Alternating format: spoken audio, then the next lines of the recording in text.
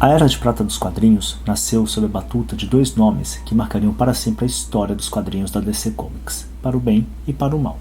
Julius "Julie" Schwartz era editor da Strange Adventures e da Mystery in Space, voltadas para histórias de ficção científica.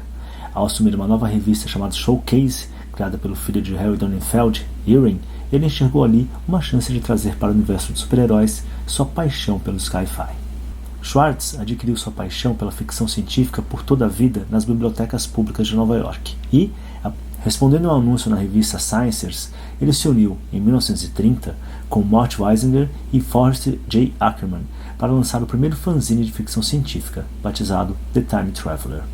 Julius e Mort usaram seus contatos para formar o Solar Sales Service, em 1934, a primeira agência literária de ficção científica. Entre seus clientes estavam Edmund Hamilton, Robert Heinlein, Otto Binder e Robert Bloch, e, em 1939, Schwartz compilou o livreto da primeira Convenção Mundial de Ficção Científica. Em 1944, ele deixou de ser um agente literário para se tornar editor da All American Comics. Sua experiência com ficção científica acabaria por ajudá-lo a revolucionar todo o campo dos quadrinhos.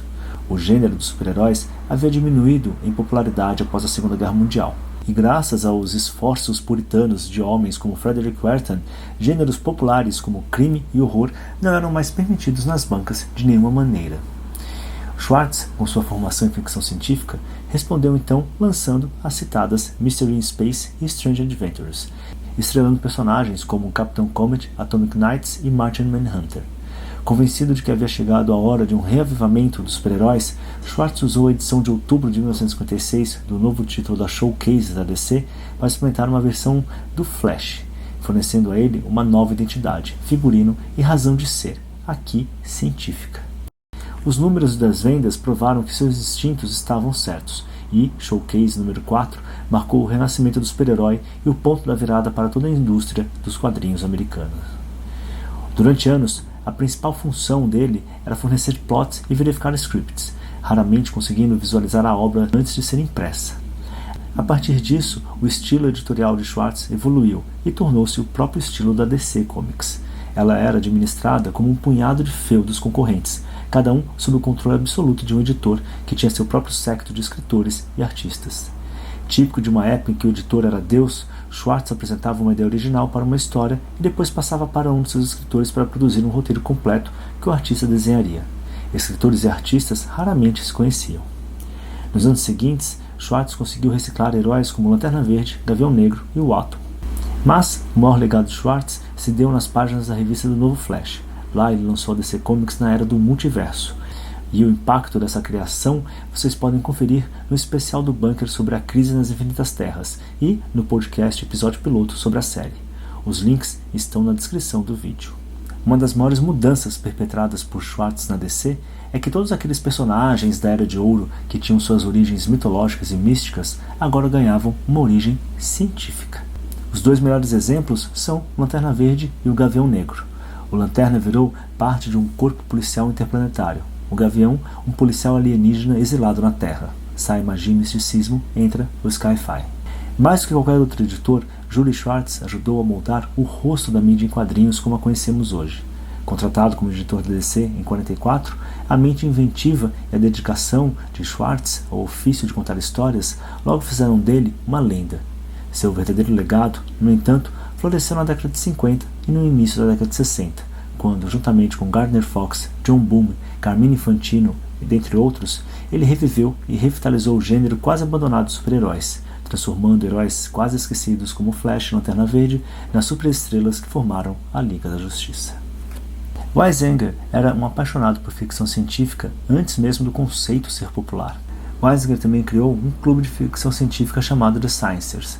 Juntos, ele, Schwartz e os Sciencers escreveram biografias curtas, informativas sobre seus escritores preferidos de ficção científica.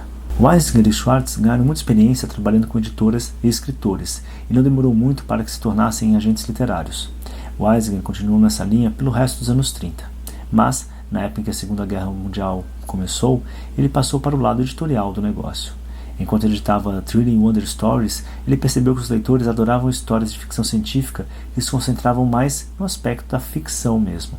Ele incentivou seus escritores a destacar os elementos fantásticos e cheios de ação das histórias e evitar teorias científicas detalhadas. O público adorou. Este pensamento inovador o colocou na rota da indústria dos quadrinhos. O mercado de ficção científica em prosa estava perdendo parte de seu brilho, então ele teve que procurar um outro emprego. Seu trabalho anterior ajudou nesse sentido, e não demorou muito para que a DC Comics o contratasse como editor. E nesse meio tempo, ele criou o Aquaman e o Arqueiro Verde. Passada a Segunda Guerra Mundial, ele encontrou uma linha de produtos em expansão que precisava de seus conhecimentos editoriais. Wilton Westworth é quem lidava com os títulos do Superman durante a guerra. E, nesse período, ele teve enorme sucesso. A popularidade do personagem cultivado sob seu reinado o levou a se envolver nas adaptações de rádio, televisão e cinema. E ele também tinha que lidar com os quadrinhos. Como resultado, eles contrataram Eisner para lidar com o antigo emprego de Ellsworth, justamente na parte de comics. Ele também se torna o editor das histórias do programa The TV Adventures of Superman. Foi dele a ideia de criar séries derivadas, ambientadas em uma forma de universo compartilhado, mas dirigidas a públicos específicos. Superman's Girlfriend Lois Lane, Supergirl e Superman's pal Jimmy Olsen são 3 exemplos disso. Eram séries dirigidas a adolescentes, meninos e meninas, respectivamente, integradas no universo do Superman e Action Comics. Ele também é o mais longevo e importante editor de histórias do Superman. Foi ele que transformou o personagem de um inconformista rebelde criado por Jerry Siegel e Joe Shuster ao escoteirão azul. Ele fez isso à base de histórias edificantes que passaram para a história como bobagem. Foi numa delas que surgiu a Legião dos Super-Animais Domésticos. Ele tinha talento para dar ao público o que eles queriam, mesmo que o público não soubesse disso no momento. A criatividade desencadeada em sua juventude permitiu que ele expandisse alguns conceitos e personagens centrais de maneiras novas e emocionantes. Sob sua liderança, Jimmy Olsen e Lois Lane conquistaram seus próprios títulos. A nova Kryptonita e os Kryptonianos apareceram em maior frequência e variedade. Ele criou Kandor, a Supergirl, Krypto, o Supercão, a Zona Fantasma, a Fortaleza da Solidão, a ideia de que o Sol Amarelo era a fonte de poder do herói e muito mais. Como poucos, ele mudou e expandiu os mitos do Superman. Esse mesmo Eisner, no entanto, passou para a história como um dos editores mais tiranos da história das HQs. Não é apenas que ele obrigasse as equipes criativas a seguir um estilo da casa, em um esforço para uniformizar a apresentação da marca Superman. Ele também era um carrasco que fazia isso na base da humilhação pública dos quadrinistas. E essa arrogância escondia um profundo autodesprezo. O Eisner odiava o próprio emprego. Como diversos outros quadrinistas, ele era um escritor frustrado e que via nos quadrinhos uma forma de arte baixa, isso é, se é que ele considerava aquilo arte. O seu sonho era escrever a grande novela americana. A sua vida era trabalhar em um meio que era considerado periférico e infantil, e ele mentia para as pessoas que lhe perguntavam sobre o seu emprego. E ele escondia que era editor de um dos personagens mais icônicos do século XX. O Eisner veio a falecer em decorrência de um ataque cardíaco aos 63 anos de idade, 8 anos depois de ser demitido da DC, e ele não teve tempo para descobrir o seu grande erro. 7 meses depois de sua morte, ocorreria a estreia de Superman, o filme, e, talvez, diante da consagração pública do personagem que ele ajudara a forjar, o Eisner teria sua revelação, que, lutando contra a própria sombra, passara a vida de costas para a luz.